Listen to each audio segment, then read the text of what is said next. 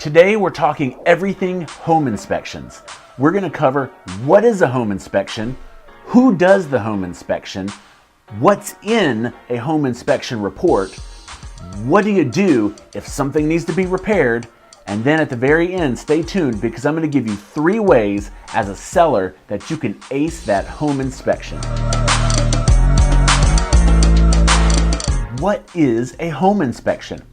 Well, this is the time where the buyer gets to poke and prod at that home. They get to evaluate its condition to make sure that it's going to be a good buy. They're going to be looking at the bones of the property. They're going to be looking at the major systems of the property, including the roof, the plumbing, the HVAC, all the major appliances, to make sure it's in good working order and that what they're getting is a good investment. Now, when that home inspector has done their job, they're going to put together the home inspection report. That report might be anywhere from 20 to 100 pages long. Now, don't be freaked out when you see a 100-page report, because a lot of it is just pictures. These pictures and the descriptions that are associated with them are there to actually tell you the condition of the home. It's also going to give tips on how you can maintain the home well and recommendations on things that need to be repaired. What are you going to do when that inspection report says that repairs need to be made? Well, first and foremost, don't freak out. The inspection report is going to say that something needs to be repaired. First and foremost, I encourage you to be flexible, okay?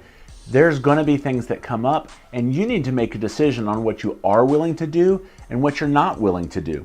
Sometimes there are high value things in the eye of the buyer that actually don't cost you as a seller that much money. So be flexible on some of the things that you might be willing to do. Remember, you can negotiate, just like you did when it came to the price and the terms of that deal. You can negotiate the repairs of the home. Sometimes you can negotiate on what repairs are going to be done. Other times you can say, instead of doing a repair, we'd like to actually give you some of our proceeds. Perhaps that's in a price reduction or cash to close. When you get that report from the buyer and that has all of their lists of the things that they want to have done, just remember, not everything in that report actually needs to be done. Sometimes there's some very minor things that are kind of ticky-tacky and you say, that's not really that important. Sometimes there's some big things that really do need to be done and they're super important to the deal. Again, be flexible as you're negotiating this with the buyer and the seller.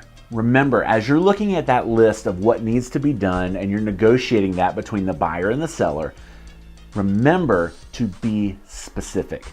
Buyers, be very specific about exactly what you want the seller to do.